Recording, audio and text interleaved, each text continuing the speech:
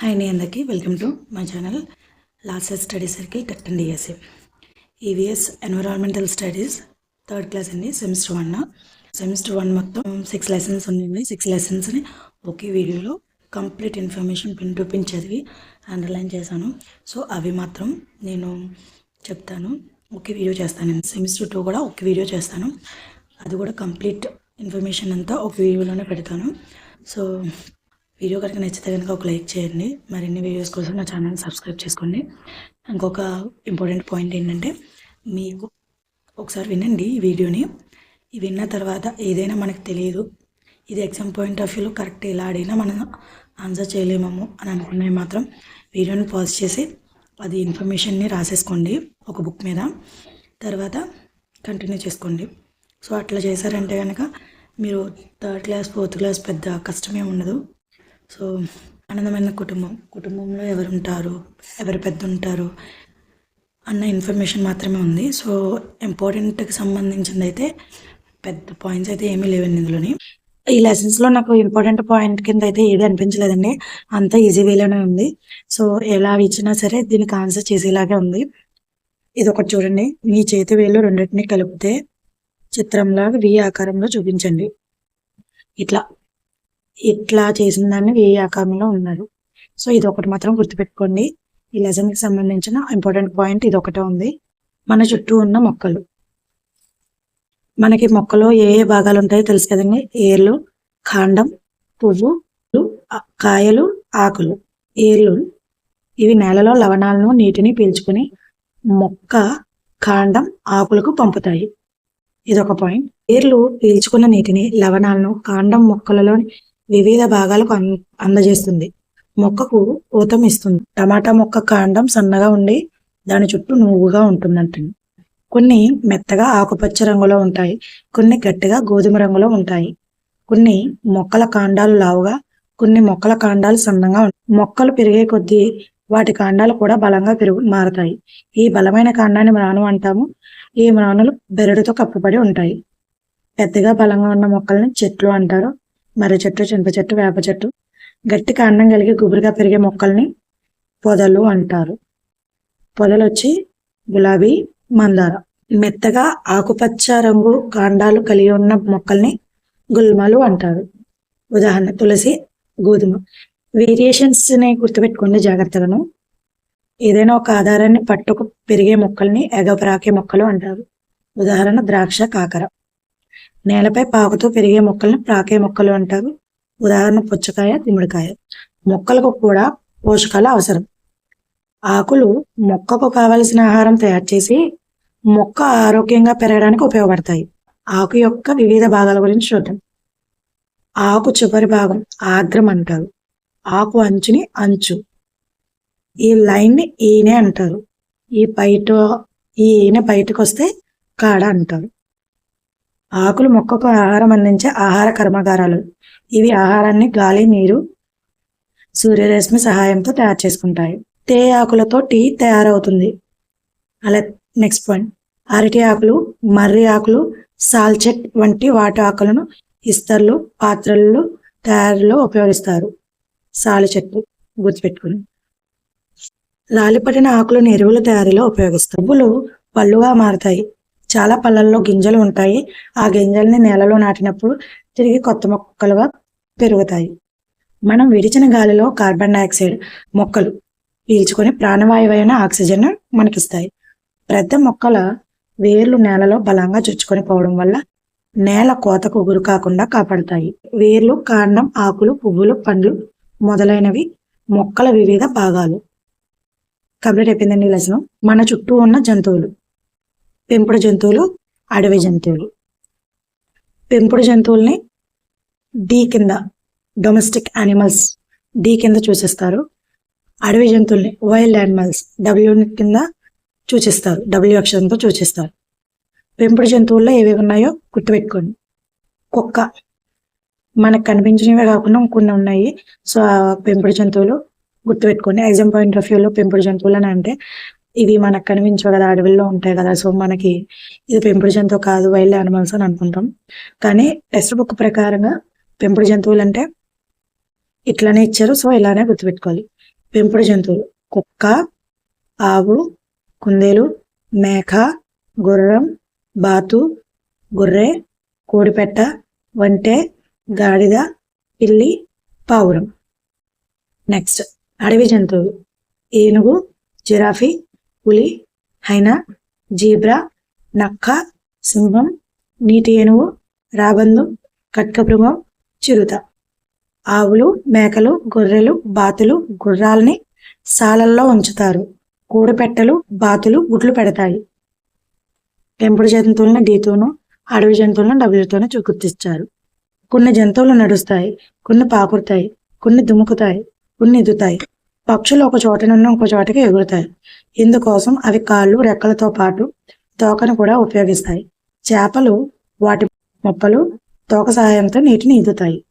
పావురం, కాకి ఎగరగలవు. పాము, బల్లి పాకగలవు. పులి, కుక్క నడవగలవు. కప్ప, కంగారు గెంతగలవు. చేప, ఆక్టోపస్ ఈదగలవు. కోతి, కుందేలు దుమకగలవు. ఈ వేరియేషన్స్ని జాగ్రత్తగా గుర్తుపెట్టుకోండి. ఏ విధంగా అయినా అడగవచ్చు. నేల మీద నివసించే జంతువుల్ని భూచర జీవులు అంటారు. ఆవు, కుక్క, పిల్లి, కోడి మొదలైన నేలపై నివసిస్తాయి. కాకి, పిచ్చుక, గుడ్లగూబ, కోతి, మిడత వీటిని కూడా భూచర జీవులనే అంటారు. నీటిలో నివసించే జంతువుల్ని జలచర జీవులు అంటారు. నీటిలో నివసించే జంతువులను జలచర జీవులు అంటారు. పడవ ఆ జీవుల కంట పడవ ఆకారపు శరీరం, వాజాలు, తోక నీటిలో నివసించడానికి వీటికి సహాయపడతాయి. నేల మీద నీటిలో నివసించే జంతువుల్ని ఉభయచర జీవులు అంటారు. వీటికి తేమగా ఉండే చర్మం, వేళ్ల మధ్య చర్మం, బలమైన వెనుకకాలు వీటికి నేల మీద నీటిలో నివసించడానికి ఉపయోగపడతాయి. ఉదాహరణ కప్ప, సాల్మండర్. ఇవి కొంచెం డిఫరెన్సెస్ జాగ్రత్తగా గుర్తుపెట్టుకుని. పాములు, ఎలుకలు కలుగులో ఉంటాయి. సింహం గుహల్లో, పక్షుల గూళ్ళలో పాములు, ఎలుకలు కలుగులో ఉంటాయి. సెమిస్టర్ 2లో వచ్చి పాములు పుట్టలోని, ఎలుకలు కలుగులోనే అనేసి విడివిడిగా ఇచ్చారు. కానీ సెమిస్టర్ 1లో వచ్చి పాములు, ఎలుకలు కలుగులోనే అని ఇచ్చారు. సో గుర్తుపెట్టుకోండి. ఎగ్జామ్ పాయింట్ ఆఫ్ వ్యూలో ఏ విధంగా ఇచ్చినా సరే మనం ఆన్సర్ చేసేలా ఉండాలి. ఆ వేరియేషన్ ఒకసారి చూసుకోండి. ఆవులు, ఎద్దులు, గాడిదలు, గుర్రాలు, ఏనుగులు, జింకలు మొదలైనవి మొక్కల నుండి లభించే పదార్థాలు మాత్రమే తింటాయి. ఉడతలు కాయలు, గింజలు తింటాయి. ఈ జంతువుల్ని శాకాహారులు అంటారు. పులి, సింహం, నక్క, మొసలి మొదలైన జంతువులు ఇతర జంతువుల మాంసాన్ని తింటాయి. ఈ జంతువుల్ని మాంసాహారులు అంటారు. ఎలుగుబంటి, కాకి, కోతులు, కుక్కలు మొక్కల్ని మాంసాన్ని తింటాయి. వీటిని ఉభయహారులు అంటారు. ఓకేనండి. మొన్న డిఎస్సి ఎగ్జామ్స్లో మ్యాచింగ్ సెక్షన్లో అడిగినట్టు అడిగారండి. సో వీటి డిఫరెన్సెస్ కొంచెం జాగ్రత్తగా తెలుసుకోండి. ఒకసారి బొమ్మలు కూడా చూసుకోండి. ఉభయహారులు ఏమున్నాయి, మాంసాహారులు ఏమున్నాయి, శాకాహారులు ఏమున్నాయి కూడా. సీతాకోక చిలుకలు తేనెటీగలు పుష్పాల్లో మకరందం పీల్చుకుంటాయి. సీతాకోక చిలుకలు తేనెటీగలు పుష్పాలలో మకరందాన్ని పీల్చుకుంటాయి. రాబందులు, కాకులు, నక్కలు చనిపోయిన, కుళ్ళిపోయిన జంతు కళేబరాన్ని తింటాయి. వీటిని సహజ పారిశుద్ధ కార్మికులు అంటారు. ఇది ఒక్క మ్యాచింగ్ చూడండి. పులి జింకను తింటుంది, కోతి పళ్ళను తింటుంది, కాకి గింజలను తింటుంది, పిల్లి ఎలుకను తింటుంది, కప్ప పురుగులు తింటుంది. సో ఈ ఒకసారి మ్యాచింగ్ కూడా చూసుకోండి. నెక్స్ట్, జంతువులు ఎలా అరుస్తాయో మీకు తెలుసా? ఒకసారి ఈ వీడియోలో మళ్ళీ చూద్దాము. కుక్కలు మొరగడం, పిల్లి మ్యావ్ మ్యావ్ అని అరుస్తాయి, కాకి కావు కావు అని అరుస్తాయి, పులి గాండ్రింపిస్తుంది, గాండ్రింపు, గొల్లబామ కీచుధ్వని, గుర్రం సకిలించడం, పంది గురు గురు, గాడిద ఒండ్రపెట్టు, మేక మేమే, కోయిల కూ. జంతువులు రెండు రకాలు: పెంపుడు జంతువులు, అడవి జంతువులు. లో నేను ఎవరినో చెప్పండి అనేసి ఒక 4 పొడుపు కథల్లో ఇచ్చారు. గుర్తుపెట్టుకోవాల్సినవేనండి. పొడవుగా ఉంటాను, నాకు కాళ్ళు చెవులు లేవు, పాకుతాను, చీమల పుట్టలో నివసిస్తాను, నేనెవరిని? పాము అండి. నీటిలో నివసిస్తాను, ఎప్పుడూ నిద్రించను, మొప్పలతో శ్వాసిస్తాను, నేనెవరిని? చేప. నాకు 4 కాళ్ళున్నాయి, పాలిస్తాను, ఆకులు తింటాను, నేనెవరిని? నేను ఆవు అనుకుంటున్నానండి. అంటే ఆకులు తినడం, పాలు ఇవ్వడం, 4 కాళ్ళు అంటే ఆవు, మేక, గేదె ఇవన్నీ వస్తాయి. సో ఆవనుకుంటున్నాను. నాకు రెక్కలున్నాయి. ఆకాశంలో చాలా ఎత్తు ఎగరగలను. నేలపైన ఉన్న చిన్న చిన్న వస్తువులను కూడా చూడగలను. నేనెవరిని? గుడ్లగూబ అనుకుంటున్నాను. ఇవి 2 క్వశ్చన్స్‌కి నాకు అంత క్లారిటీగా తెలియదండి. ఒకవేళ మీరు కనుక తెలిస్తే నాకు కామెంట్ సెక్షన్‌లో తెలియచేయండి. ఐ థింక్ నేను ఇది గుడ్లగూబ గాని, రాబందు గాని అనుకుంటున్నాను. సారీ అండి. ఇవి మీకు తెలిస్తే కనుక నాకు కామెంట్‌లో చెప్పండి. 4th లెసన్ మన శరీరం. శరీరంలో ఉన్న భాగాల గురించి మనకి క్లియర్‌గా చెప్పారు. ముఖ్యంగా మన శరీరంలో 3 భాగాలుగా విభజించబడింది. తల, మొండెం, కాళ్ళు, చేతులు. మెడ తలను మిగతా శరీర భాగంతో కలుపుతుంది. చర్మం శరీరం లోపలి భాగాలను కప్పి ఉంచుతుంది. చల్లదనం, ఎచ్చదనం, మృదుత్వం, గరుకు వంటివి స్పర్శలను గుర్తించగలుగుతుంది. మంచి అలవాట్లు. మేబీ ఇది ఐసా టైప్ మ్యాచింగ్ సెక్షన్లో అడిగితే కనుక కొంచెం కన్ఫ్యూజన్ అవ్వకూడదు అనేసి చెప్పానండి. రోజుకు 2 సార్లు దంతాలు తోముకోవాలి. రోజు స్నానం చేయాలి. వారానికి ఒకసారి గోళ్ళను కత్తిరించాలి. నీటిని ఎక్కువగా త్రాగాలి. మరుగుదొడ్డిని వాడిన తర్వాత సబ్బును చేతులతో కడుక్కోవాలి. తినడానికి ముందు, తిన్న తర్వాత చేతులు శుభ్రంగా కడుక్కోవాలి. రోజు తప్పక వ్యాయామం చేయాలి. పండ్లు, కూరగాయలు తినాలి. దాని నెక్స్ట్ అండి, చేతులను కడుక్కునేటప్పుడు ఏ విధంగా కడుక్కోవాలో కూడా ఒక ప్యాటర్న్ ఇచ్చారు.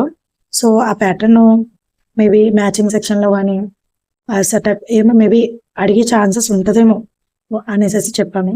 అరిచేతిలో వేళ్ల మధ్య, చేతుల వెనుక భాగం, బ్రొటనవేలు మొదలు, చేతివేళ్ల వెనుక వైపు, చేతివేళ్ల గోళ్ళు, మణికట్టు, తడి లేకుండా శుభ్రంగా తుడుచుకోవడం.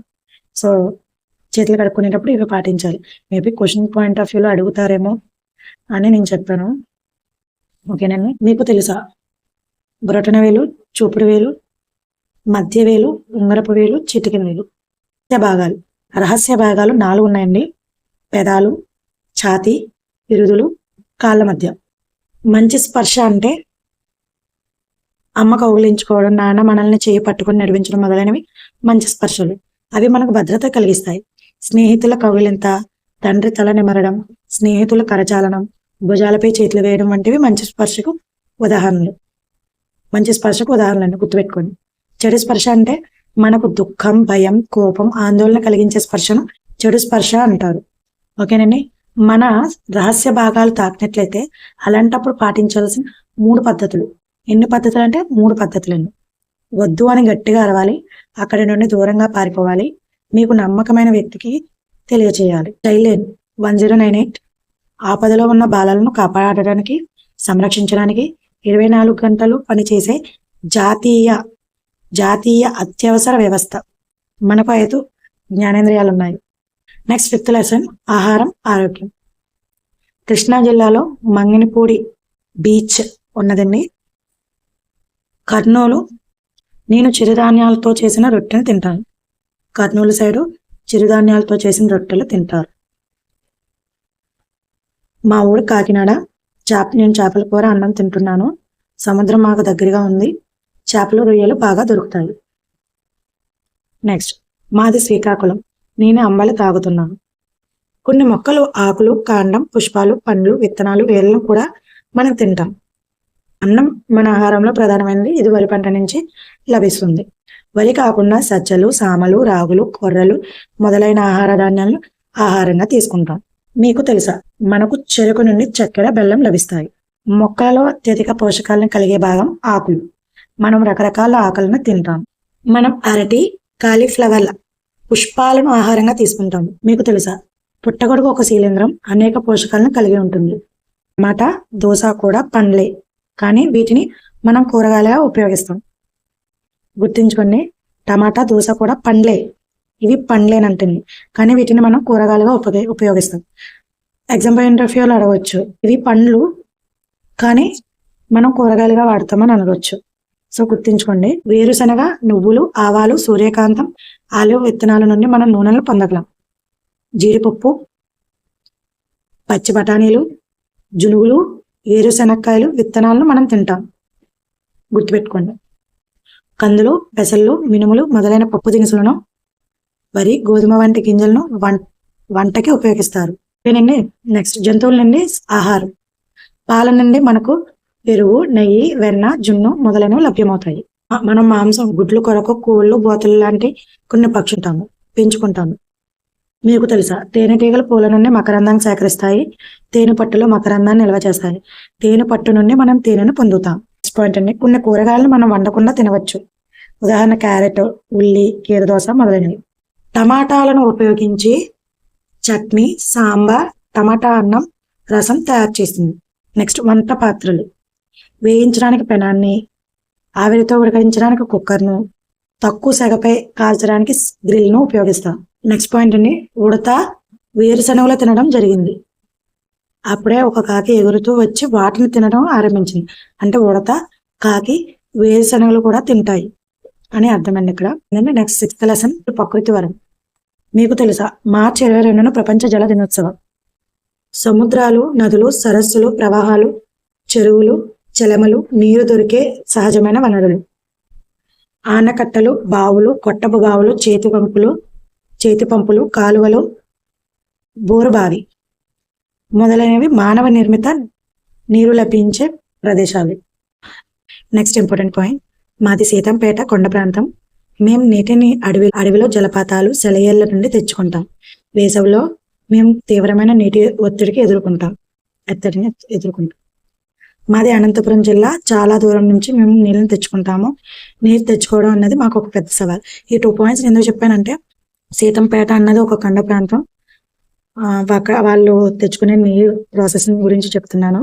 సెలయేళ్ళ నుంచి, జలపాతాల నుంచి నీరు తెచ్చుకుంటారని ఇక్కడ పాయింట్ రాసింది. అలాగే అనంతపురం జిల్లా కూడా వాటర్ సమస్యతో బాధపడుతుంది అన్నది ఉంది.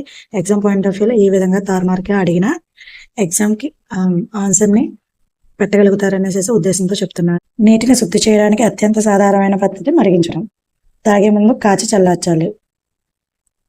నీటిని శుద్ధి చేసే సాధనాలు, నీటి వడపోత సాధనాల ద్వారా కూడా నీటిని శుద్ధి చేయవచ్చు.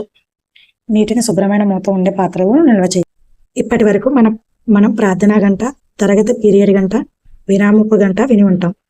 కానీ ప్రస్తుతం మన ఆంధ్రప్రదేశ్ ప్రభుత్వం వారు ఒక ప్రత్యేకమైన గంటను పరిచయం చేశారు. అదే నీటి గంట. ఇది రోజుకు 3 సార్లు మోగుతుంది. 3 సార్లు మోగుతుంది. దీని ఉద్దేశం కూడా గుర్తుంచుకోండి. విద్యార్థులను తగినంత నీరు తాగేలా చేయడమే. తద్వారా విద్యార్థులు నిర్జలీకరణకు గురి కాకుండా ఉండడం. ఓకేనండి. నీటి బాటిల్ను తరచుగా ఉప్పు నీటితో శుభ్రపరచాలి. ఈ పాయింట్ కూడా రైస్ చేస్తాం. నీటిని ఎలా ఆదా చేయాలనేసి కొన్ని పాయింట్స్ ఇచ్చారు. మీ ఇంపార్టెంట్ ఏ విధంగా అడిగినా పెట్టగలుగుతామని ఒకసారి వినండి, అర్థమైపోతుంది. తాగడానికి చిన్న గ్లాసును ఉపయోగిస్తారు. ఒక పాత్రలో నీరు పోసి పండ్లు, కూరగాయలు కడుగుతారు. పారే కుళాయి నీటి కింద కడిగి నీటిని వృధా చేయరు. బకెట్ నిండా నీరు పారిపోయేలా చేయరు. దంతాలు శుభ్రం చేసుకునేటప్పుడు, దుస్తులు ఉతికేటప్పుడు, స్నానం చేసేటప్పుడు నీరు వాడిన వెంటనే కుళాయి కట్టేస్తారు. గొట్టాలు, సాకెట్లు కారకుండా ఎప్పటికప్పుడు తనిఖీ చేస్తుంటారు. నీటి ట్యాంకులు నిండిన వెంటనే విద్యుత్ మోటార్ ఆపివేస్తుంటారు. నీటిని వృధా చేయవద్దని అవగాహన కలిగిస్తారు. నీటిని వృధా చేయకూడదని నినాదాలు రాసి ప్రదర్శిస్తారు. నీరు పాత్రలపై నుండి పొర్లిపోనివ్వరు. పాత్రలపై నుండి నీరు పొర్లిపోకముందే కుళాయి ఆపివేస్తారు. సో నీటిని ఎలా పొదుపు చేయాలనేసి కొన్ని పాయింట్స్ అని ఇవి ఒకసారి విన్నారంటే కనుక ఈజీగా అటెంప్ట్ చేయగలుగుతారు. సో అంతే, కంప్లీట్ అయిపోయింది. 6 లెసన్స్ని ఒకే వీడియోలో కంప్లీట్ ఇన్ఫర్మేషన్ని మీ వరకు తీసుకొచ్చేసాను. వీడియో నచ్చితే కనుక ఒక లైక్ చేయండి. ఇలాంటి మరిన్ని వీడియోస్ కోసం నా ఛానల్ని సబ్స్క్రైబ్ చేసుకోండి. ఓకేనండి, థ్యాంక్ యూ.